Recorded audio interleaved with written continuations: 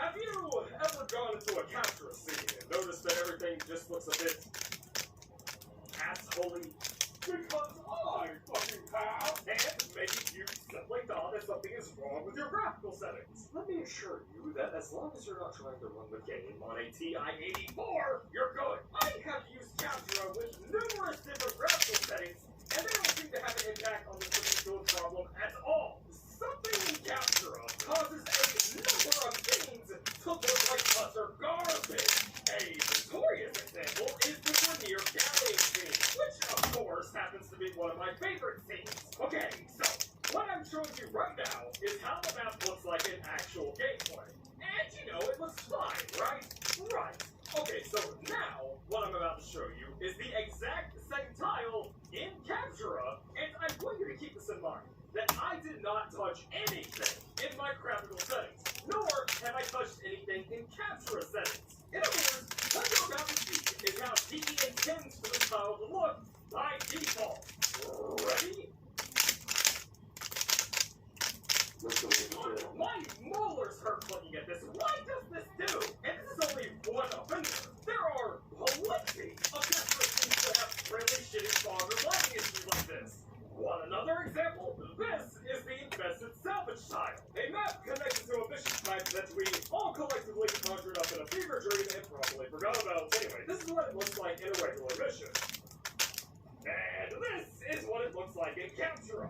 Again, my lighting settings are on the default here. I did nothing to them.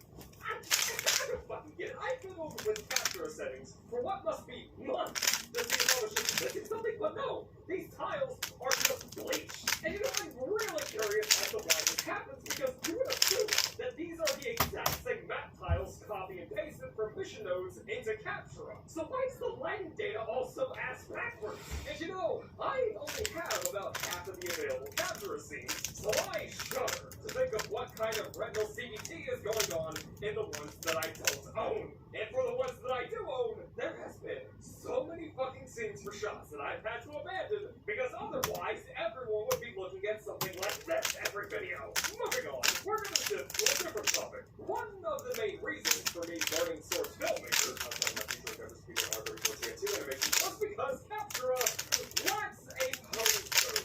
Now hey, to make something clear, I am not looking for a full-on fucking animation studio within Captura. I don't need timelines, I don't need you to code your own algorithm to transition between pose-to-pose keyframes or anything like that. I just want to pose. That's it. It doesn't need to be more complicated than that. Just give me this and only this. And you know what? We're cool. I would be 400% happy.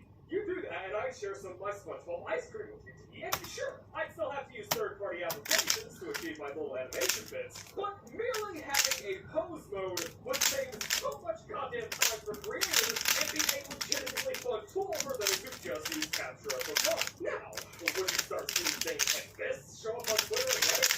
Sure. Would it be an absolute nightmare to make with this sit on that camera during the trap? At least, that's what happens most of the time.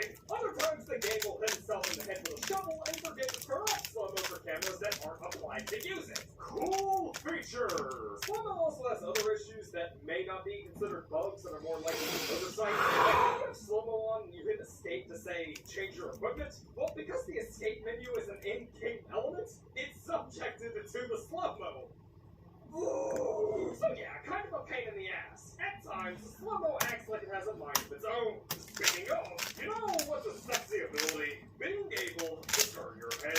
In the normal circumstances, you can control the direction that your frame looks in by just, you know, looking. So yeah, you would rightfully think that the power to do this is kind of important to have in a photo mode. But, of course, since apparently nothing is sacred and nothing can be easy, an interdimensional 4D chest just to get the shots that I want.